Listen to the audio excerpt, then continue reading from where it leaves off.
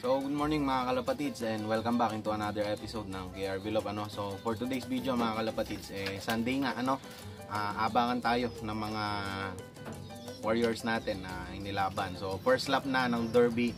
Ang release point natin is Aurora, Isabela. So, ang distance natin is 235 kilometers. So, ayan, pa-flash ko na lang sa screen, makikita nyo. Then, medyo malayo-layo yung difference kasi nung last training is Solano. Ang distance natin sa Solano is 165 yata kung di ako nagkakamali. So ang difference natin is 70 kilometers. Malaking challenge to para sa mga ibon natin, sa lahat ng mga player ng UFC. Yung 70 kilometers na yun is napakalaking difference na sa mga ibon. Kung mahina talaga yung ibon, may hirapan siyang umuwi sa ganong distansya. Then ang panahon naman natin ngayon mga kalapatids, maganda, maaliwalas ang panahon. And papakita ko sa inyo, ayan, tingnan nyo.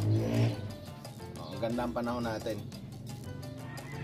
Then dun sa dadaanan ng mga ibon natin, sana ganyan din ang panahon para hindi sila mahirapang umuwi.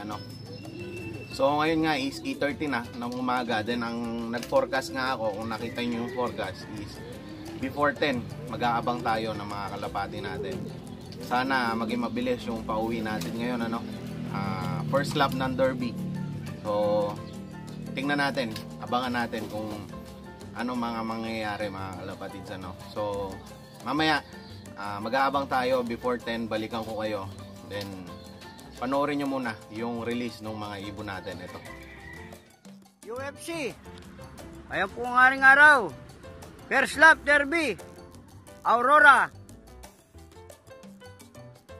Isabela. Time release, ayan po, 6:33.03. Go!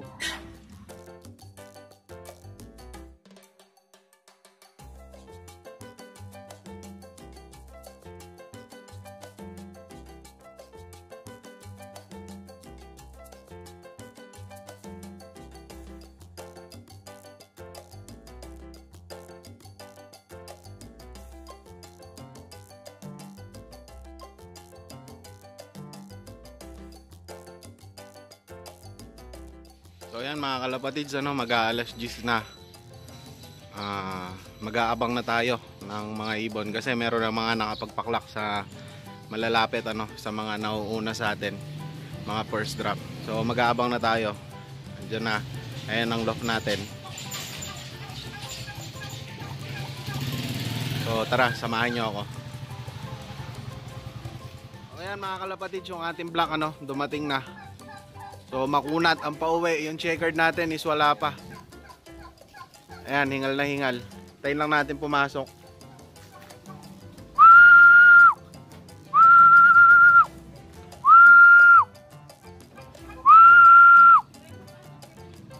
Ayan, papasok na. Pasok na! Alright.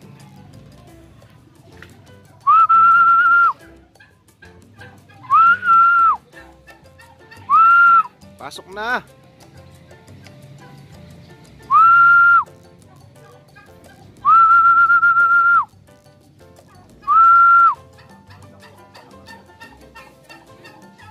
Pasok.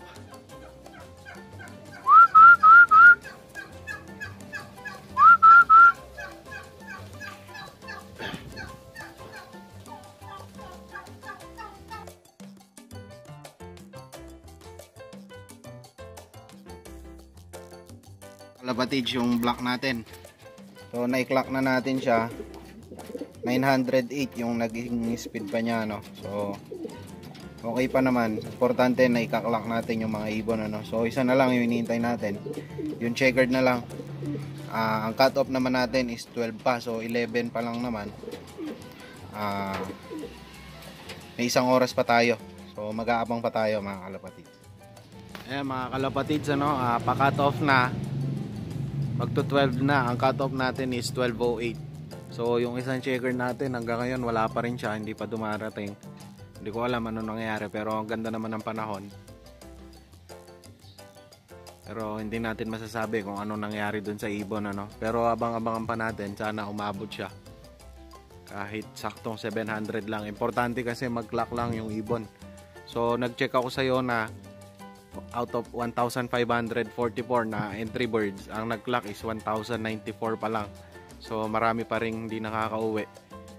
Mahigit 400 yung mga hindi pa rin nakakauwi, ano. So isa na yata yung isang ibon natin doon, yung checkered, hindi pa rin siya umuwi hanggang ngayon. Pero mag-aabang pa rin tayo mga kalapatids hanggang cut off 12:08. So meron pa tayo mahigit 10 minutes. Magto 12 pa lang kasi. So update ko na lang kayo mamaya. So ayun mga kalapatids, ano, natapos na nga yung first lap ng ating derby. Aurora Isabela yung naging release natin. Ang distance natin is 235 kilometers. Then nakita nyo naman sa video, isa lang yung ibon na umuwi natin. Then ngayon is 5:30 na ng hapon. Yung checkered natin until now hindi pa rin nakauwi. So doon na siya tumira sa Isabela, ano. O, wala tayong magagawa. Parte yan ng pagkakalapate, sabi ko nga. Hindi natin alam kung ano yung nangyari doon sa ibon. Pwedeng naligaw siya, or pwede namang may nakahuli, ganon, or nalambat, kasi meron naman naglalambat, ano mga kalapatids. Pero hindi ko naman iniisip yun, hindi ko naman sinasabi, or hindi naman dahilan. Yung hindi pag-uwi ni checkered ngayon is yun lang yung naging kapalaran niya, no. Wala tayong magagawa. Sabi ko nga, parte yan ng pagkakalapate mga kalapatids. So, pero meron pa naman tayong isang ibon na natitira, yung ating si Black or yung dark check natin. So meron pa tayong ilo-load sa second lap. Ang second lap natin is Ilagan Isabela. So medyo malapit yon dun sa release natin ngayon, Aurora. Siguro may difference lang na 30 o 40 kilometers yung distansya niya dun sa Aurora Isabela nga, ano. So wala tayong magagawa. Parte yon, sabi ko nga, inuulit ko. Parte yan ng pagkakalapate. Pero matalo man tayo ngayon mga kalapatids, hindi naman nangangahulugan na dapat na sumuko tayo. Kasi pag sumuko tayo, lalos na tayong mawawala ng tsansa na manalo sa pagkakarera sa mga kalapate, ano. So yun. And yung naging release kasi ngayon mga kalapatids, sabi ko nga kanina, medyo malayo yung difference nila, no. From 161 kilometers nung Solano, Nueva Vizcaya is biglang 235 kilometers ngayon. So yung difference niya is 70 kilometers mahigit. Though maganda yung naging pauwi ng mga ibang ibon, merong nag-spin ng mga 1-2, halos 1-3 pa yung iba, no. Then hindi ko alam bakit ganon yung mga naging speed ng kalapati natin. Pero nung last Sunday nga, kung nakita nyo, nung nag-pooling tayo, merong 20k guaranteed na premyo. Mabilis naman yung naging uwi ng mga kalapati natin dahil nga tailwind.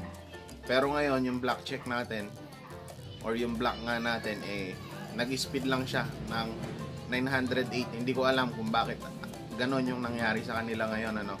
Hindi sila, palagay ko nag-iba sila ng direksyon. Pero importante, meron naman tayong na-clock kahit isa lang. Do, dalawa lang naman kasi yung ibon natin, ano. Pero abang-abangan pa rin natin yung ating checkered kung uuwi siya hanggang bukas or the following days. Hihintayin pa rin naman natin siya. Sana makauwi. Or kung may makahuli man sa kanya, sana maalagaan siya ng mabuti, ano. So yun lang mga kalapatids. Then bibigyan ko lang kayo ng update regarding dito sa second clutch nga nung grizzle natin. So ayan, kung mapapansin nyo mga kalapatids, nakalimlim na ulit yung ating grizzle. Then sabi ko nga nung mga previous vlogs, yung nakaraang vlog ko, dalawa na ulit yung kanyang itlog. Ayan, nakalimlim na. Then yung kanyang inakay, ayan, papansin nyo puti na itim yung pakpak niya. Nagmana siya sa nanay niya, ano. Grizzle din yung kanyang kulay. So dalawa na yung itlog ni Grizzle nung Friday, nagdalawa. Then update ko na lang kayo kung magpo-fertile yan next week or by Saturday. Sisilipin natin kung fertile yung dalawang itlog. Then abangan nyo kung mag-fertile yung dalawa na yan mga kalapatids, sabi ko nga, ipaparaffle ko pa rin sa inyo. So ayan, so that's it for today's video mga kalapatids. good luck sa ating lahat sa mga may karera. Then yung mga nagpapa-shoutout, next video na lang mga kalapatids, ano, pasensya na kayo. Then ipunin muna natin kasi kukunti pa lang naman yung mga nagpapa-shoutout. Then good luck sa ating lahat mga kalapatids and happy flying.